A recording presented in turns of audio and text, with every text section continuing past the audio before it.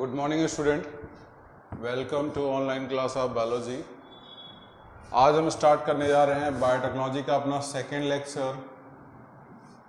First lecture में मैंने आपको बायोटेक्नोलॉजी का इंट्रोडक्शन बताया था। आज हम पढ़ेंगे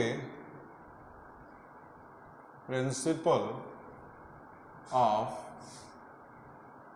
बायोटेक्नोलॉजी।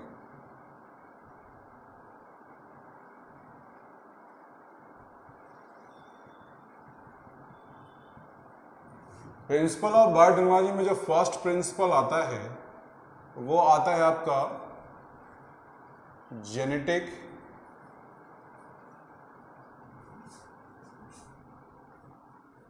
इंजीनियरिंग। जेनेटिक इंजीनियरिंग में हमसे कहा जाता है कि हम जो डीएनए है हमारा या केमिकल जो नेचर होता है, chemical nature of DNA and RNA are change. Genetic engineering में जो प्रिंसिपल ऑफ बायोटेक्नोलॉजी में जो कोर टेक्निक है उसमें दो मेन कोर टेक्निक आती है, जिसमें पहला है जेनेटिक इंजीनियरिंग। जेनेटिक इंजीनियरिंग में हम करते क्या हैं, हम केमिकल नेचर को चेंज करते हैं। और किसके केमिकल नेचर को चेंज करते हैं? डीएनए के या आरएनए के।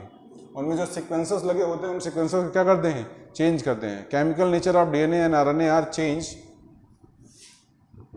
ड्यू टू दिस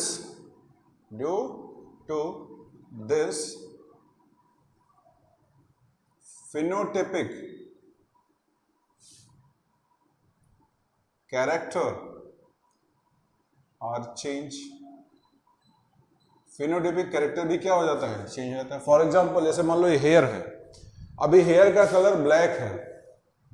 अगर हम उस जीन उस डीएनए को चेंज कर दें जिसकी वजह से ये आपका प्रोटीन बन रहा था, जिसकी वजह से बालों का कलर ब्लैक आ रहा था, तो अगर ये ब्लैक प्रोटीन फॉर्मेशन के लिए या ब्लैक कलर के लिए जो जिम्मेदार प्रोटीन थे उनका फॉर्मेशन ना हो तो आपका फिनोटाइपिक चेंज हो जाएगा? नहीं चेंज होगा।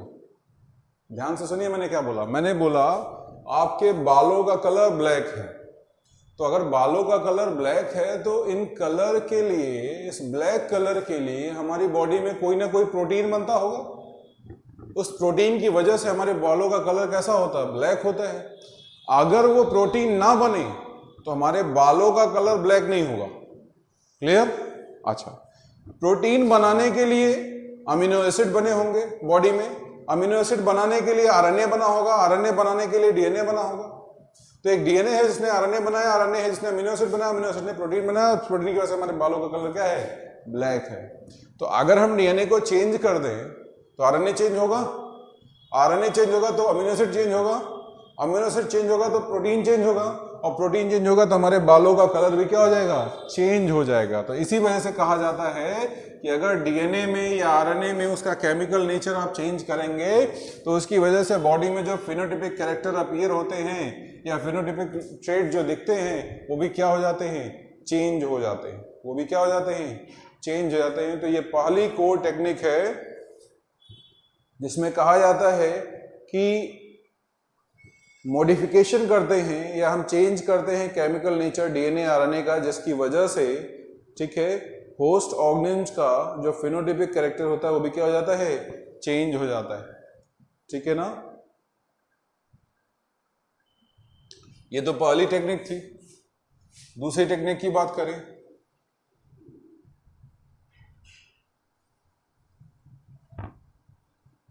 स्टेरिलाइजेशन। स्टेरिलाइजेशन क्या होता है? स्टेरिलाइजेशन एक ऐसी प्रक्रिया है जहां पर हम किसी भी micro organism, unwanted micro organism को ग्रो नहीं करने देते। जैसे मान लो आपको मिल्क को कर्ड में कन्वर्ट करना है, तो मिल्क को कर्ड में कन्वर्ट करने के लिए हमको लैक्टोबैसिलस लैक्टिस की जरूरत है। इसके अलावा कोई दूसरी बैक्टीरिया अगर मिल्क में ग्रो कर जाएगी तो हो सकता है हमारा दूध फट जाए। तो हमको एक स्टेरिलाइज कंडीशन अपीयर करना है वहां पर, कि मतलब लैक्टोबैसिलस ही ग्रो करे, कोई दूसरी बैक्टीरिया ग्रो ना करे। इसी वजह से हम दूध को पहले उबालते हैं ताकि उसमें कोई बैक्टीरिया हो तो वो क्या हो जाए, डेड कर जाए। उबालने के बाद उसको ठंडा करके फिर उसमें तुम्हारा स्टार्टर या जो कर्ड होता है, जोरन जो होता है, वो डाला जाता है, ठीक है, और फिर वो तुम्हारा दूध को दही में कन्वर्ट करता है। तो स्टरलाइजेशन मेथड, सेकंड क्या है, स्टरलाइजेशन मेथड। इस स्टरलाइजेशन मेथड में हम क्या करते हैं, एक एनवायरनमेंट क्रिएट करते हैं जहां पर जब हम केमिकल नेचर चेंज करें डीएनए या आरएनए का, उसमें कोई दूसरे माइक्रो ऑर्गेनिज्म डेवलप ना करें। क्लियर हुई बात?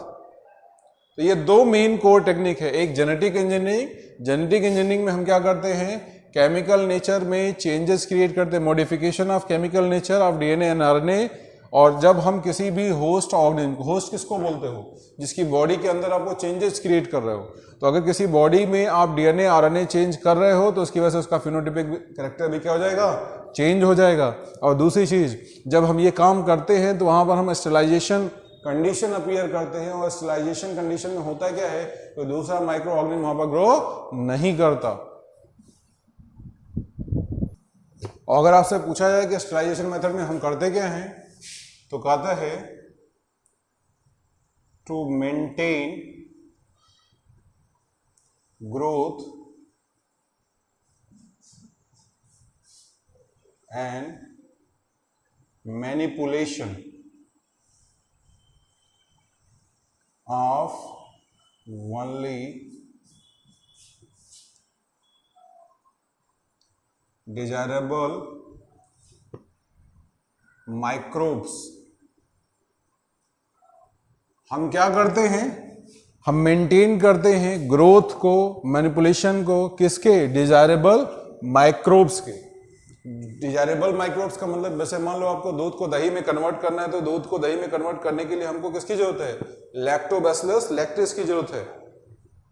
कोई दूसरा माइक्रो ऑर्गेनिज्म अगर वहां पर ग्रो करेगा तो हमारा दूध दही में कन्वर्ट नहीं होगा। तो कह रहा है to maintain the growth and manipulation of desirable microbes और सेल, माइक्रोब्स और सेल, चाहे कोई माइक्रोब्स हो चाहे कोई सेल हो, जो कि डिजायरेबल हो, जिसकी जरूरत हमको होती है, ठीक है, in large quantity, in large quantities.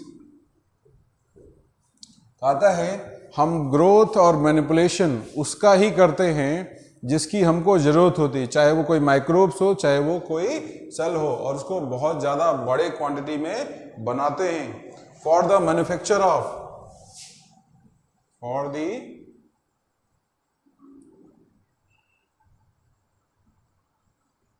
manufacture of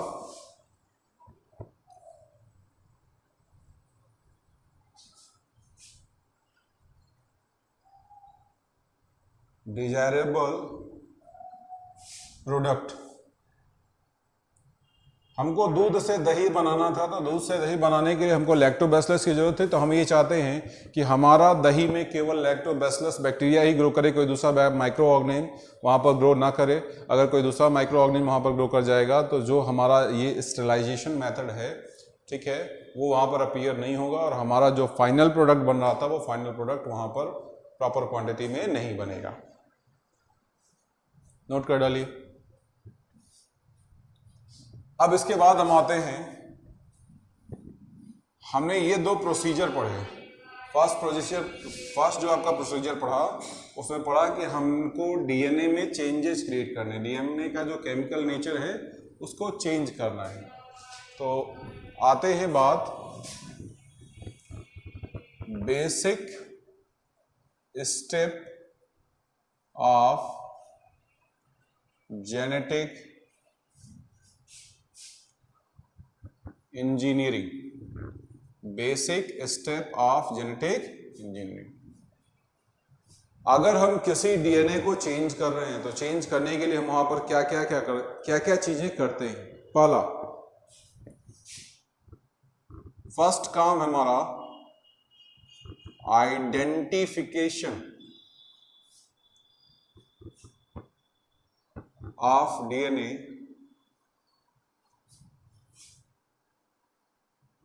that contain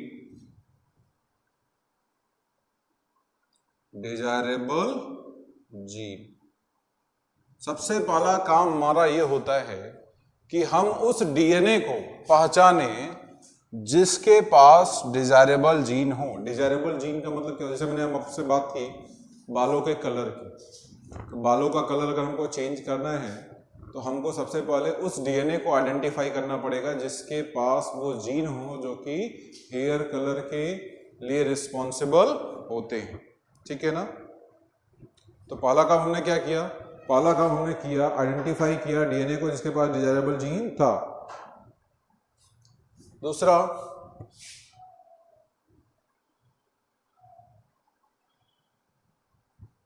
introduction. Introduction बोल सकते हो। ठीक है, कहता है introduction of DNA into the host. Introduction करेंगे of DNA into the host. आपने ये डीएनए किसी बॉडी से निकाला। आपने सबसे पहले क्या किया? ह्यूमन बॉडी के अंदर उस डीएनए को ढूंढा जो कि रिस्पॉन्सिबल था किसके लिए? एक प्रोडक्ट बनाने के लिए। ठीक है, और उस डीएनए के पास वो जीन हो जो हमारा प्रोडक्ट बनाए। उसके बाद क्या किया? इंट्रोड्यूस किया उस डीएनए को होस्ट की बॉडी के अंदर। Introduction of DNA into the host to form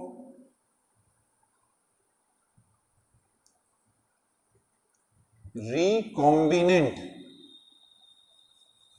DNA. Recombinant DNA जैसे मान लो मेरी बॉडी के अंदर डीएनए है, तो मेरी बॉडी के डीएनए से अगर कोई डीएनए जोड़ दिया जाए तो मेरी बॉडी का जो डीएनए है वो कैसा हो जाएगा? रिकॉम्बिनेंट डीएनए हो जाएगा। मतलब एक नया कॉम्बिनेशन हमारे डीएनए का बन गया। तो पहला काम होता है डीएनए को आइडेंटिफाई करना जिसके पास डिजायरेबल जीन हो प्रोडक्ट बनाने के लिए। उसके बाद उस डीएनए को उस होस्ट की बॉडी में, होस्ट किसको बोलते हैं? होस्ट किसको बोलते हैं? जिसकी बॉडी में हम डीएनए इंटर करते हैं हम उसको होस्ट बोलते हैं। ठीक है ना? तो दूसरा काम हमने क्या किया? डीएनए को होस्ट की बॉडी के अंदर क्या किया? इंटर कराया। तीसरा, टू मेंटेन। जब हम डीएनए को उस होस्ट की बॉडी के अंदर इंटर कर देंगे तो कहता है to maintain our DNA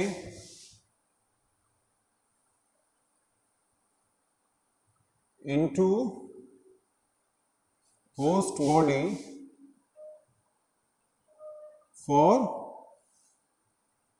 gene cloning. आपने जब डीएनए ऑब्टेन किया है, एक सेल से, एक बॉडी से आपने डीएनए निकाला, उसके पास वो डिजायरेबल जीन थे जो प्रोडक्ट बना सकते हैं, तो सबसे पहला काम हम क्या करते हैं? उसकी क्लोनिंग करते हैं, उसकी कॉपी बनाते हैं। कॉपी क्यों बनाते हैं? मान लो आप प्रोडक्ट बना रहे थे और आपका डीएनए खराब हो गया, तो फिर से चलो तुम एक सेल से डीएनए निकालो, प्योरीफाई करो, फिर ला करके उसको बॉडी के अंदर इंटर कराओ। अगर आपके पास मल्टीपल कॉपी रहेगी, ठीक है, एक कॉपी आपके पास खराब हो, ऐसे मान लो आपके पास गाड़ी का कागज हो तो आप उसकी फोटो कॉपी करा के रखते हैं। क्यों? क्योंकि मान लो आपसे गाड़ी का कागज गायब हो जाए, कम से कम फोटो कॉपी तो रहेगी।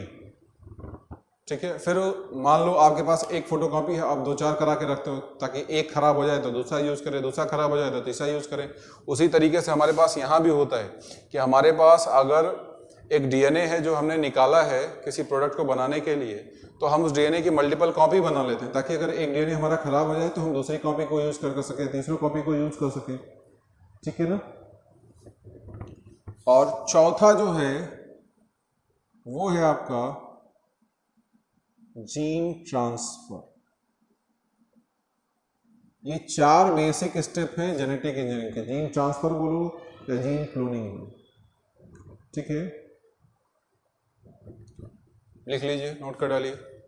पहले में डीएनए को आइडेंटिफाई करना जिसके पास डिजायरेबल जीन हो। दूसरा, उस डीएनए को होस्ट की बॉडी के अंदर एंटर करके रिकॉम्बिनेंट डीएनए बनाना। फिर कहता है उसके थ्रू उसकी क्लोनिंग बनाना, और क्लोनिंग जब बन जाए, कॉपी जब बन जाए, तो फिर उस जीन को ट्रांसफर करना। ये 4 बेसिक स्टेप हैं और यही 4 प्रोसेस या 4 बेसिक स्टेप हम आगे यूज भी करेंगे।